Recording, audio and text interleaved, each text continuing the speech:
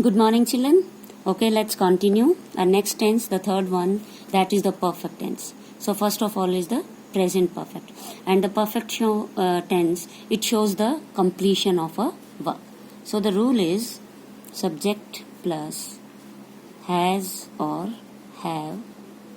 And always remember that with has, have, we always use the third form of the verb and the object. So this is the rule.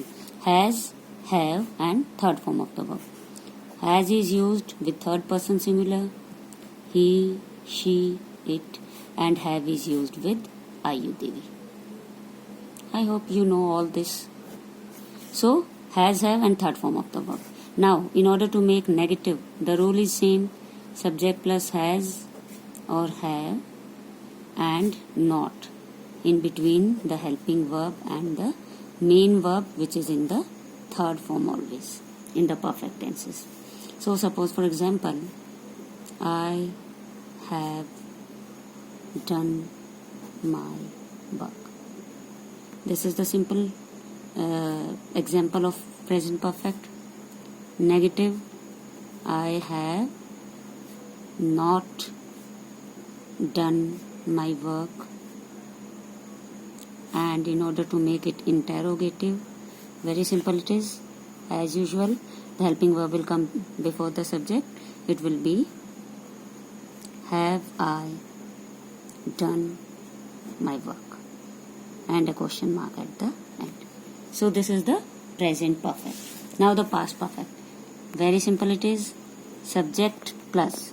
Since in the present perfect tense we have seen that we have used two helping verbs, and you have to keep in mind where to use has and where to use have.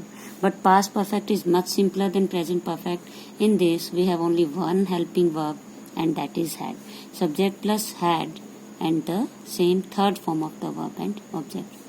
No worry about whether the subject is first person, second person or third person. With all the persons, whether it is the first, second or the third, had is used, which is the only one helping verb.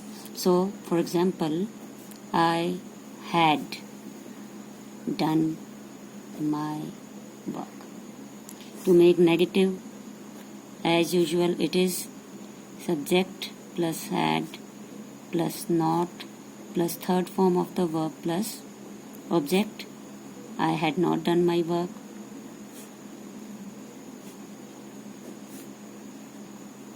And for interrogative, same, the helping verb will come before the subject. Had I done my work, and a question mark at the end. This is the past perfect. Now the future perfect. In future we know will or shall is always there, and since perfect is there we will use have with that. So the rule is subject plus shall or will plus have. Children, remember that along with shall and will, we will use only have. No has, no had. Only have is used. Subject plus shall or will plus have plus third form of the verb plus object. I shall have done my work up to 5. So this is the future perfect. To make it negative, same. I shall not have. Since here are two helping verbs, so not will be used in between these two helping verbs. Remember this. I shall not have done my work up to 5. And to make it interrogative, the same helping verb will come before the subject. Shall I have done my work up to 5, and a question mark at the end. Children, since no one is going to ask you these rules, these will simply help you in editing omission or the grammar exercises. So you should know that if has or have is there, you have to use the third form. Suppose if there is MR, you have to use first form and ing. So this is for this only, that remember the rules so that you can do the practice exercise. Now let's revise it once again. The perfect tenses. In present perfect there is subject plus has or have and third form of the verb. In past it is subject plus had and third form of the verb, and in future it is subject plus shall or will plus have plus third form of the verb. So this is the difference. You can simply see only the helping verb is changing, rest is the same. Always remember with has, have or had, whenever any one of these is there in any sentence, always use the third form of the verb with them. This is the basic thing which I want to tell you. Now comes the perfect continuous. Since it is a combination of two, and I told you earlier also, since and for is always there. So in present perfect continuous, the rule is subject plus has or have plus been plus first form of the verb plus ing plus since or for and the object. This is the rule, children. Has or have plus been plus first form of the verb plus ing plus since or for. This is the, you can say since and for is always there in the perfect continuous tenses. For example, it has been raining since morning. Means the rain has started in the morning, still it is raining, and it will continue for some time in the future also, because it's unpredictable. So a work which has started in somewhere in the past, which is still in progress, and which may continue for some time in the future also. Such things are expressed using the perfect continuous tenses. For negative, very simple it is. We'll put a not. It has not been raining since morning. And for interrogative, as usual, the helping verb will be there. Has it been raining? And it will be the same, and a question mark at that. Now is the past perfect continuous.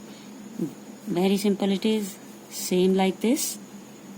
It is, instead of has and have, we will simply put had only. Subject plus had plus been plus first form of the verb plus ing plus since or for and object. Like example, it had been raining since morning. Or you can say, I have been waiting for you since morning. This can be an example also. So for negative it is the same. We will put a not between had and been. It had not been raining since morning. For interrogative it will be the same. Had it been raining since morning. So these are very simple. No need. I don't think that there is any need of repeating this simple thing again and again. Simply just remember this, the main rule.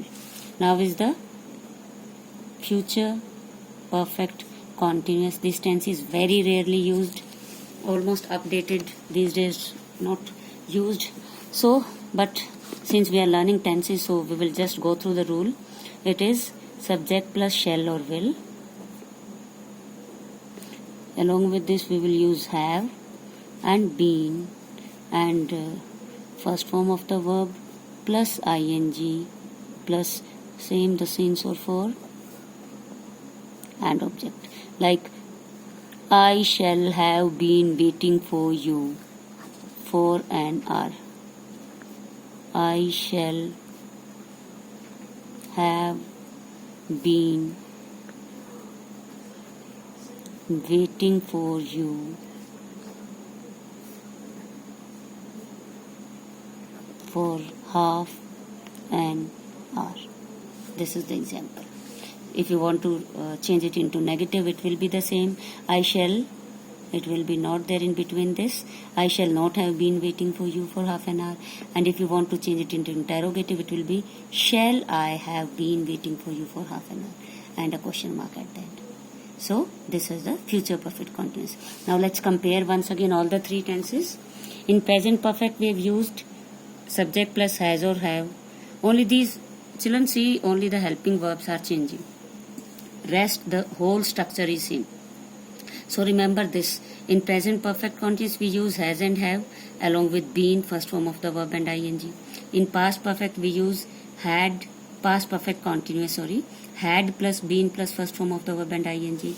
And in future perfect continuous we use shall or will plus have plus been plus first form of the verb plus ing. Children, I hope it is clear. This much is enough for you. Try to do the practice exercises from your book. Have a good day.